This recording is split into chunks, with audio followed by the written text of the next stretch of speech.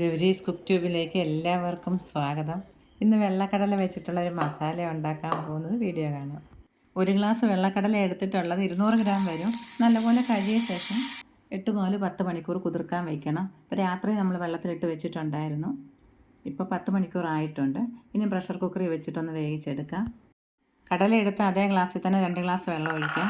കുതിർത്ത ശേഷമുള്ള കണക്കാണ് പറയുന്നത്.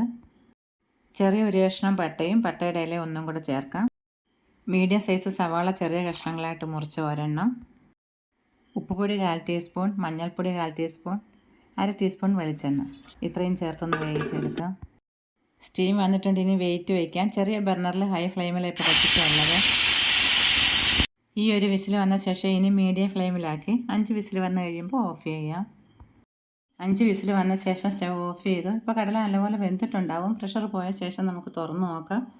ഇനി കടലയ്ക്ക് ആവശ്യമായിട്ടുള്ള മസാല ഉണ്ടാക്കിയെടുക്കാം. ചൂടായ പാനിലേക്ക് 2 ടേബിൾ സ്പൂൺ വെളിച്ചെണ്ണ ഒഴിച്ച് ചൂടായി കഴിയുമ്പോൾ ചെറിയൊരു കഷ്ണം പട്ട, 2 ഗ്രാമ്പു, 2 ഏലക്കയുടെ അരി, 1/4 ടീസ്പൂൺ കുരുമുളക്, 1/2 ടീസ്പൂൺ ചെറിയ ജീരകം, 1/2 ടീസ്പൂൺ പെരുംജീരകം. ഇത് നന്നായിട്ടൊന്ന് പൊരിഞ്ഞ ശേഷം 1/4 ടീസ്പൂൺ പറങ്ങേണ്ടിയും കൂടെ ചേർക്കുന്നുണ്ട്. കാഷ്യൂനട്ട് നന്നായിട്ടൊന്ന് ചൂടായ ശേഷം ഇതിലേക്ക് ചെറിയ കഷ്ണങ്ങളായിട്ട് അരിഞ്ഞ വലിയൊരു സവാള ചേർക്കാം.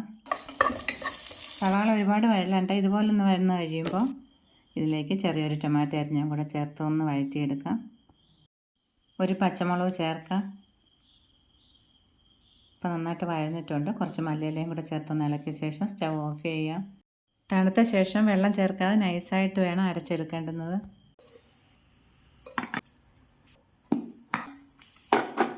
പ്രഷറൊക്കെ പോയിട്ടുണ്ട്. ഇനി തുറക്കാം.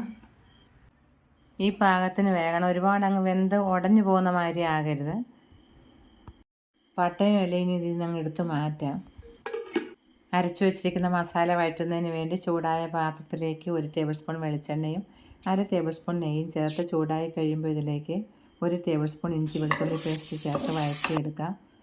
കളറൊന്ന് മാറാൻ തുടങ്ങുമ്പോൾ ഇതിലേക്ക് 1/4 ടീസ്പൂൺ മഞ്ഞൾപ്പൊടി, 2 ടീസ്പൂൺ മല്ലിപ്പൊടി, കാശ്മീരി മുളക് പൊടി 2 ടീസ്പൂൺ.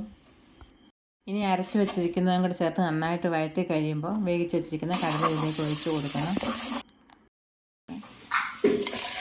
1/2 ടീസ്പൂൺ ഉപ്പ് ചേർത്തിട്ടുണ്ട്. ഇപ്പോൾ ഇനി 5 മിനിറ്റ് ഒന്ന് അടച്ച് വയ്ക്കാം.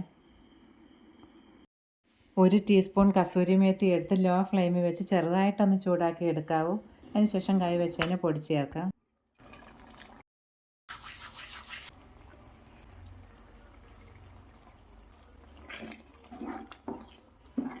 ഇനി 2 ടീസ്പൂൺ ഗരം മസാല ചേർക്കാം. വീട്ടിലുണ്ടാക്കിയ മസാല നല്ല മണമാണ് ഇതിന്.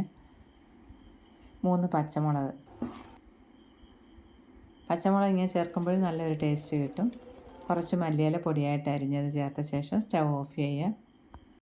ഇത് ചപ്പാത്തിയുടെയും പൂരിയുടെയും നാനിൻ്റെ എല്ലാം കൂടെ കഴിക്കാൻ നല്ലത്. അതുപോലെ ഫ്രൈഡ് റൈസും ഗീ റൈസിൻ്റെ കൂടെ കഴിക്കാനും വളരെ ടേസ്റ്റ് ഉണ്ടാവും. വീഡിയോ എല്ലാവർക്കും ഇഷ്ടമായെന്ന് വിചാരിക്കുന്നു. നിങ്ങളുടെ അഭിപ്രായങ്ങൾ അറിയിക്കണം. വീണ്ടും കാണാം. നന്ദി, നമസ്കാരം.